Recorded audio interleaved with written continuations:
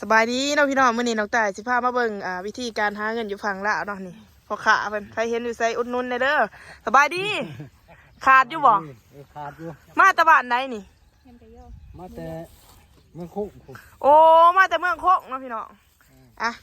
น้องต่ายสิซื้อบ้านนี่พ่อใหญ่ร้ายเพิ่นอยากบ้านเนาะพี่น้องนี่เฮ็ดเวียกเมื่อยอยากบ้านบ้านทุ่งหนึ่งเอาบ่พ่อเอาบ่พ่อเอายังอีกเนี่ยพี่น้องโอ้อีหยังตัวนี้ปิ้งไก่บ่ปีงไก่กับมีปีงทับกับมีเอาบ่จับหมูบ่กินบ่เดี๋ยวไม่เท่าไหร่10บ่10,000บ่นี่พี่พ่อเราบ่ทันกินข้าวไปเจ้าไปกินเพิ่มเอาโลดบ่มีแล้วบ่เพราะว่าเจ้าสิจ่ายให้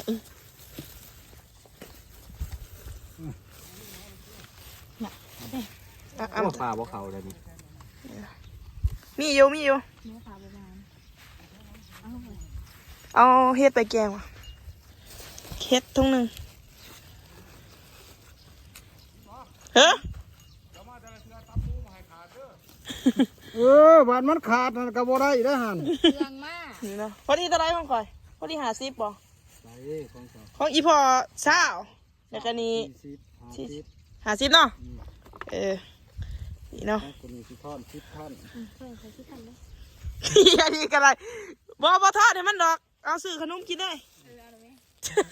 เอาปลาที่อ่ำยานี่อันนี้ทงเท่าไหร่คนนี้กะเพราไข่ดาวโอ้พอขานี่มาค้าอยู่ดิขาดร้ายเด้อเพิ่นมาแต่จักมุกนี่มาเจออันนี้เต้าหู้บ่น้ำเต้าหู้50เนาะพี่น้องโอเคมันวันนี้สิมาเตรียมสถานที่เข้าลาวนะพี่น้องไป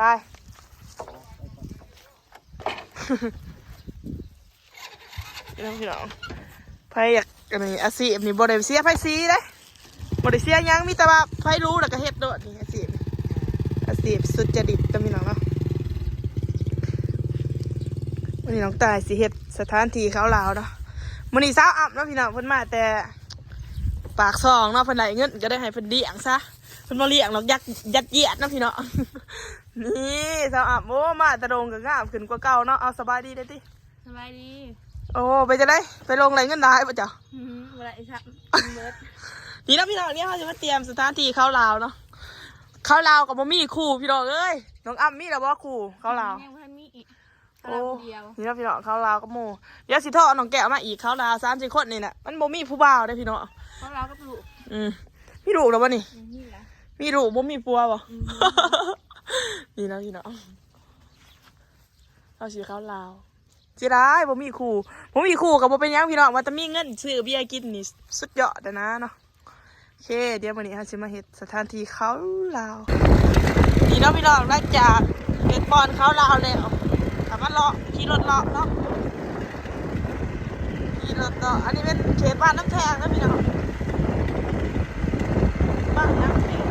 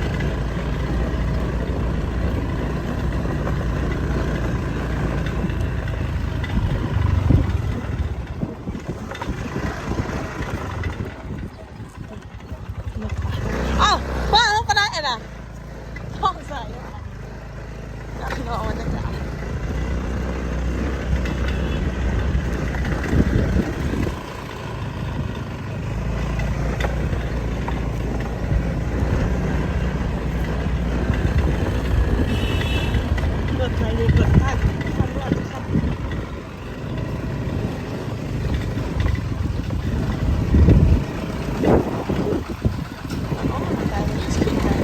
ไปทางหน้าบ่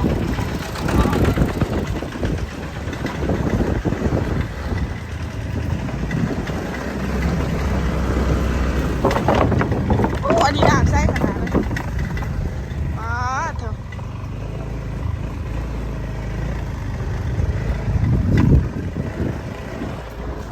ครับ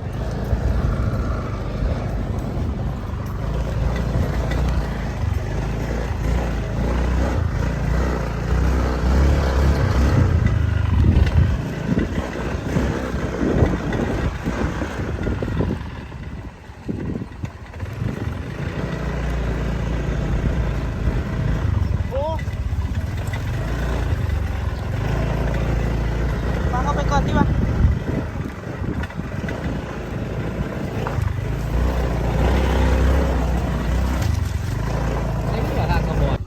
น้องพี่น้องตอนนี้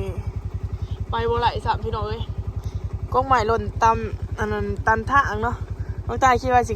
บรรยากาศสิเป็นจังไรตอนนี้น้องตายกับกำลังพานมันแดวนะพี่น้องพานมันแดวเรียบร้อยเอียงอันนี้คือโอ้มาขี้หูด้วยพี่น้อง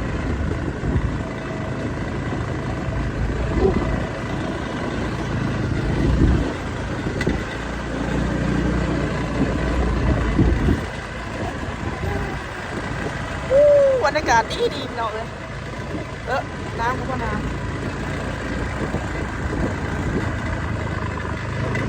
ตอนนี้ก็ประมาณ6 โมงสิเขา7 โมงนะประจักษ์น่าจะเป็น6 โมงครึ่งเนาะ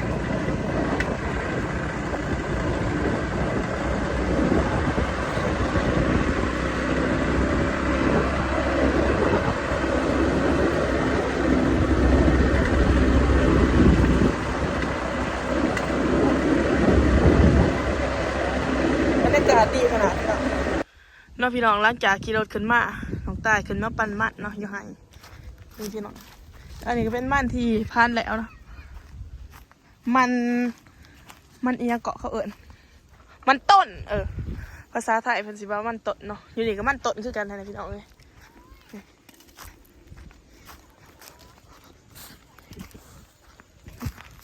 อันนี้ก็คำนะเดี๋ยวสิไปรีวิวทางมืออะไรพี่น้องนี่บรรยากาศเนาะโอเคพี่น้องสำหรับคลิปนี้ก็สิจบเพียงสมัยเด้อพอกันใหม่คลิปหน้าฝากกดไลค์กดแชร์กดติดตามเพื่อเป็นกำลังใจให้น้องตาเด้อบ๊ายบาย